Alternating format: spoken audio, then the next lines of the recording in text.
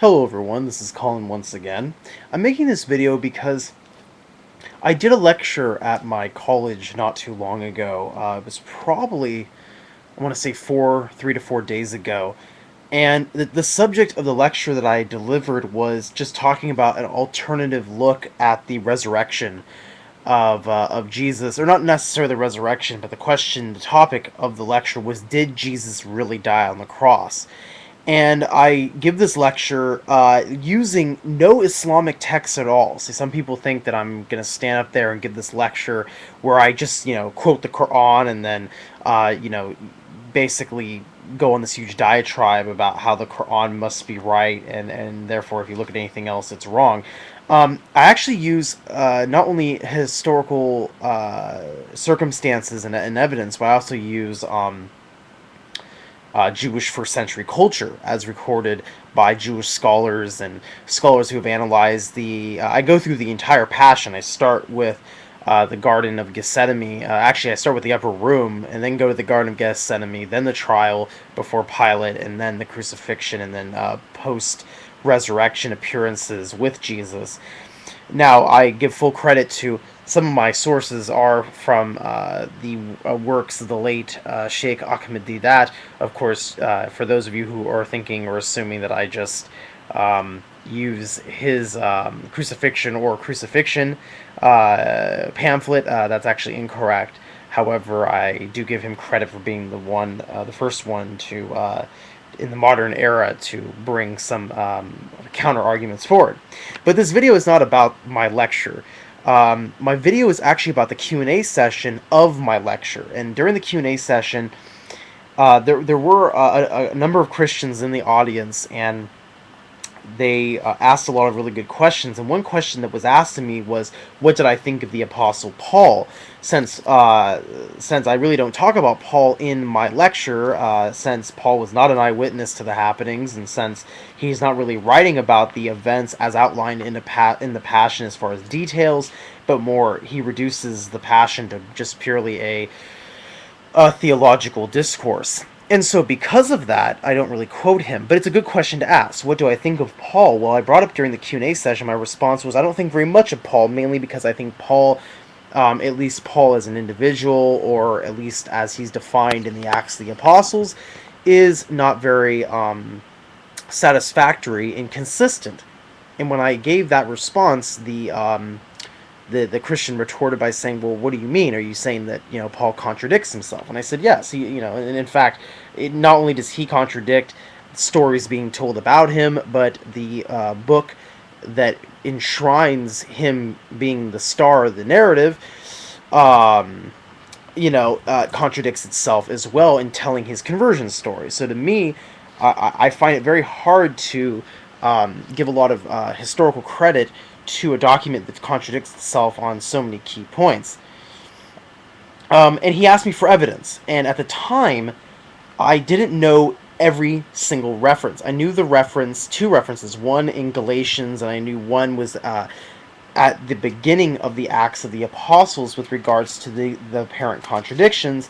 But I claimed that there were 4 contradictions in the New Testament alone about what happened, the details surrounding Paul's conversion and on the road to Damascus. And I felt really bad because of the time constraint. I couldn't sit there and go through all of the New Testament. I had this New Testament here, and as you all can see, this is a very well marked New Testament. I have the tabs alone represent things that I find are either historically in error or contradictions or theologically contradict each other or what have you. Basically, each tab means something meaningful. And they're not, I know they're multicolored, but they're not color coordinated or anything. But when I got home from the lecture when I finally had time to sit down and look at this topic, I actually found what I was looking for. And I'd like to give the references and talk about how these are indeed contradictory of each other.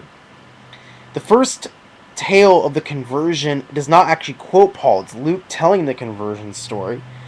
And it occurs in the Acts of the Apostles, chapter 9, verses 1 through 30, is the broad scope of the conversion. Um, the second instance in Acts of the Apostles occurs in Acts of the Apostles, chapter 21, verse 40, where Paul has to defend himself against the rioting Jews, and he then tells his conversion story. That's him literally telling it. The third conversion story is when he's defending himself against King Agrippa in Acts 26, verses 1 through 29. And the fourth place where the New Testament talks about, at least in extreme detail, about Paul's conversion is Galatians chapter 1, starting at verse 14, going to about verse 24. So those are the references. And so I'm actually dedicating this video to the Christian who asked me this question during the Q&A session. I hope he sees this. But let's talk about why these are even contradictions. In the first instance in Acts of the Apostles, we are told from the third person, these are all in the third person perspective, but there's no actual, this is not a point where Luke actually tells the story from quoting Paul directly. He just tells the story as if Paul's just a character in the narrative. And he tells a story that Saul was going on the road to Damascus and he was with people, and that he saw a flash of light, and we are told that the light told him, "Saul, Saul, why are you persecuting me?" He asked who the voice was, identified himself as Jesus, who he was persecuting, and then at that point he was given the instruction, or at least he felt that it was the instruction that he should go into Damascus. It says, but he says, "I am Jesus whom you persecute, but rise up and enter into the city, and it will be told to you what you must do." So Jesus is clearly stating here that Paul must go into Damascus, and he will learn everything. And it says that the men who journeyed with him stood speechless, hearing the voice, but seeing no one. That's very important. They heard the voice, but saw no one. In the next instance, we are told the contradiction is very simple for the most part, but it's interesting because then we are told in Acts of the Apostles that the light, that they saw the light, but heard nothing. But we are also told that Jesus identifies himself not just as Jesus, but Jesus of the Nazarene, or Jesus from Nazareth. In the third contradiction, and when he's talking to King Agrippa, Jesus doesn't wait to tell Paul to go into the city to learn what his mission is. Jesus apparently right then and there tells Paul everything he's supposed to do, but go into Damascus anyway. There's a whole chunk of dialogue that Jesus does not say in the first two moments of the conversion experience. We're also told that the light does not just envelop Paul, but envelops everyone present. And then no real mentioning of what they saw or heard, etc.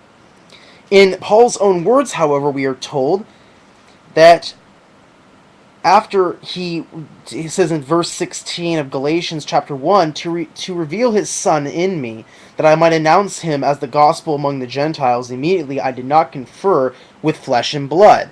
Saying that immediately he didn't talk to anyone of flesh and blood. So that would not only imply that he didn't go straight into Damascus, but in my opinion, it would imply that he was traveling with no one. How do you not confer with someone who's going to lead you, because you're blinded by this light, into Damascus? How do you not talk to them? But he's saying he didn't talk with anyone of flesh and blood. He then says, "Neither did I go to Jerusalem to those who were apostles before me, but I went to Arabia, and again returned to Damascus." So he doesn't go into Damascus right away. He actually goes to Arabia, which is not mentioned in the Acts of the Apostles. This is that after 3 years I went to Jerusalem to visit Cephas, and I remained with him 15 days, etc., etc., etc. So Paul says not only was he not with anyone, not only did he not talk with anyone, but he goes into Arabia, not speaking to anyone, then he goes to Damascus and then to Jerusalem. These are blatant contradictions which cannot be reconciled, because both of them are very clear about what happened. So this would be my first video on a letter of Paul, and also simultaneously with Acts of the Apostles. And this is to clarify what I could not immediately answer in my lecture during the Q&A session. So I hope this was informative. Thank you everyone for watching. Peace be with you all.